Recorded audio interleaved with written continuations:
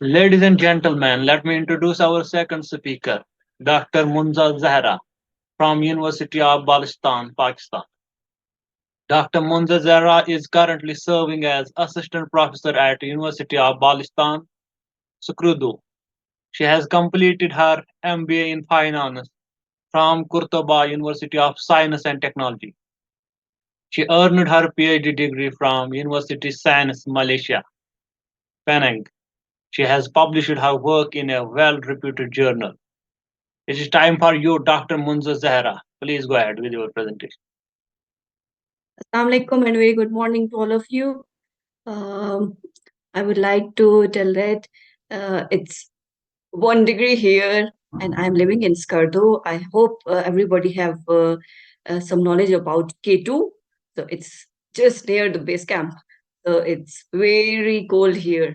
But I would like to introduce myself that already had been introduced. I'm Dr. Munazza Zahra, currently serving as an assistant professor in University of Baltistan, Skardu. I have completed my PhD from University Sains Malaysia in 2021 in human resource management. So my topic would be, can you see my screen? Yes, it is visible. Okay. You can make it on slide mode. Yes. Thank you very much. Okay, so the topic that I'm going to discuss right now is creating an equitable workplace for a sustainable future. As I am from HRM, so I would like to connect those bits and pieces in HRM practices. So there will be a little bit understanding of what an inclusive economy, because our theme of the conference is more into inclusive economy and its importance and the challenges that we might have in creating an inclusive economy. So, first of all, I have already introduced myself, and I really appreciate the efforts of the conference organizers for creating such a platform to introduce different concepts and to collaborate with different people. So, the topic we are going to discuss is inclusive economy. Um, Maybe somebody of you have already heard about it, but it's more like creating a place or a system, economic system, in which age, gender, race, ethnicity, and different personal backgrounds doesn't matter. The matter things are you have to give the equal opportunities to everyone at every role, and whether he is from a different background, from different area, from different educational perspective, but you have to create the opportunities so that he can be in the inclusive economic system. So if we dare to dream it together, we will have to provide opportunities to build and maintain such a place that can build together the inclusive economy. So the factors that have to be in inclusive economy are the income, net assets, and qualitative also, like the job quality, worker voice, their participation, and sense of belongingness in the entire organization. So in order to be in the inclusive system, you have to give not only the quantitative rights, but also the qualitative. They have to be in the system. They have to be in the decision making and participation. So our goal must be to prove the metrics one by one, and in order to set our goals, um, there are different themes that we have to consider. We have to provide equal opportunities for the city's residents, more equitable distribution of income, job, and wealth, including the underserved and vulnerable population. But the thing is that there are so many challenges in achieving such objectives. These are just the what we call the concepts that we are still unable to get. There are different factors that have to be there that we have to consider before entering into an inclusive economy. So, back to my topic, if we relate the inclusive economy in HR practices, we will say that there must be promoting diversity and equity in organizations, contributing more to a larger society. so that we can have a diverse society in which the participation is equal for everyone. So HR plays a pivotal role in shaping organization culture and practices to embrace inclusivity. So there are different practices that we can introduce in our organizations to get something like inclusive economy, but there is no ideal situation for this. So the first one we have to conduct regular training sessions to educate our employees about diversity and unconsciousness, biasness, and cultural awareness. We have to accept that there are different people with different mindsets and they come with different expertise. So everyone have to be there in decision making process and in have to be in the organization. So for achieving such a objective, we have to prepare our employees to accept the diversity, to accept different cultures. So for this, we have to arrange different training sessions.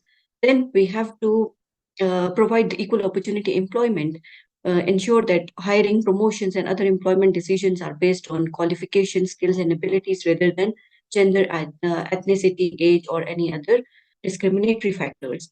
So, when we are going for the recruitment and selection, we have to be very clear about that we are giving equal opportunity to everyone. Then we have some diverse recruitment strategies, like we have to create an attractive, diverse pool of candidates, job openings, partnering with diverse recruitment agencies, and advertising such things on different platforms so that everyone who can get the job fairs can represent their communities, they can have their voice. We have something that we have to develop and mentor our leaders who champion diversity and inclusion.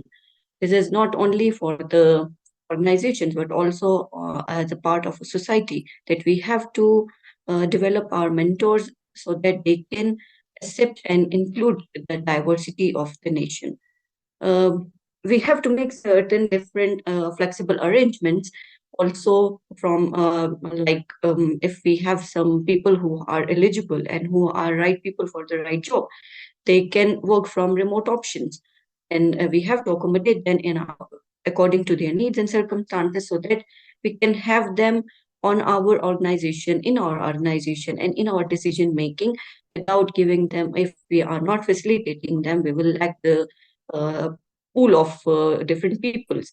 So we have to provide flexible work arrangements for them. Then we have accountability environment.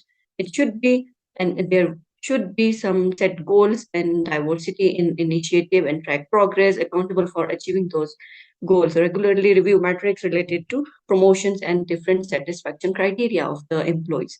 So if we are not taking the measurements or we are not evaluating what we are going to train them, then it will be not fruitful for us. So there must be some measurements and evaluation at the end of trainings or at the end of different sessions that we provide to our employees. And there are some ERGs. Maybe somebody of you have heard about it. There are different groups that represent some similar backgrounds. So there are different groups that have a different sense of community, foster inclusivity, and insights in the organization. So we have to bring up those groups. For example, I will share some of the case studies that have already introduced some of the groups, and they are very competent in providing different people for the right place, for the right job. So maybe we have to introduce some ERGs. Then there are some transparent policies and procedures. We have to be very clear about our HR policies, and we have to expect that they are these procedures and every practice is equal for everyone. There are some different, there are no different laws for different people, but there are some equal laws and rules and regulations, and the ethics to be followed must be equal for everyone. So transparency fosters trust and helps in creating inclusivity and fair work. Then we have to provide inclusive benefits and perks. We have to offer a range. We have to offer a range of benefits and perks that cater and diverse needs of our employees, including healthcare options, family support, mental health programs. So that if we can have those benefits, then we will be able to get more diverse and inclusive organizations. After that, I will like to share some of the case studies. Some of case studies are relevant to international organizations, and some are related to some of the Pakistani organizations that have introduced the inclusivity in their organization. So first of all, we have Google. Of course, we every one of us know that they are very inclusive and diverse in their policy making and everything. So they have a strategy that Google is known for its commitment to diversity and inclusivity, on building a diverse workforce, fostering an inclusive environment. So they have implemented ERGs, the strategy that I have already told before. The ERGs are the groups. For example, they have a Black Googler network. They have 12 branches worldwide, in which if you want to hire the Black people, so underdeserved people, so you can have such kind of platform. Then there is a group known as Women at Google to support the underrepresented groups. So you can invite them, you can hire them from those groups, and you can make the inclusivity in your organization. They also conduct unconscious bias training for their employees and integrate diverse inclusion into their hiring processes.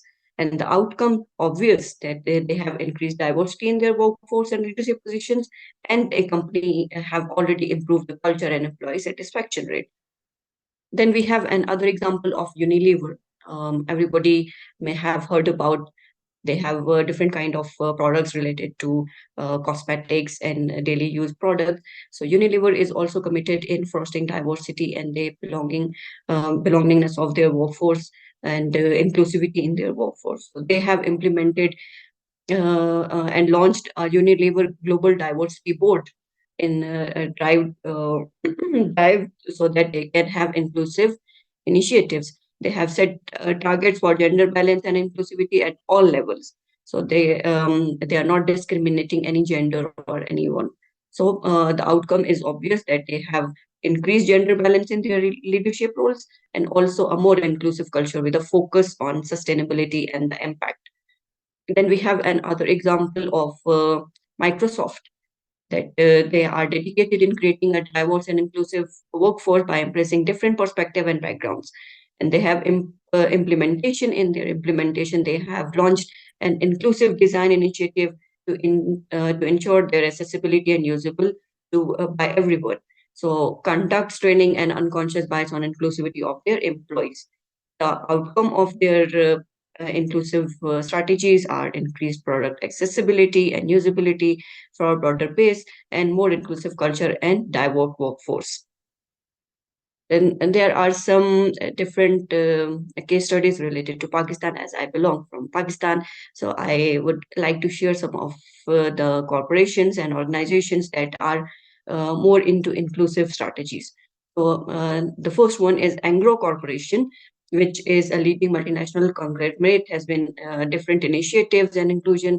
They emphasize creating an inclusive workforce environment and promoting gender diversity. Then we have UBL, which is United Bank Limited. One of the largest banks in Pakistan has taken steps to promote inclusivity in implementing a pool of gender equality and provide equal opportunities to the employees from diverse backgrounds. They are more known for their equal rights for their women participation. So there are more ladies in decision making and on higher authorities, like on the leadership roles. Then we have Telenor Pakistan, which is a telecommunication services provider, and they have been recognized for their efforts in promoting inclusivity, gender bias, balance, and diversity in the workforce. And they also focus on creating inclusive workforce for all the employees. Then we have Nestle Pakistan, a leading multinational food and beverage company, emphasizes creating an inclusivity of culture.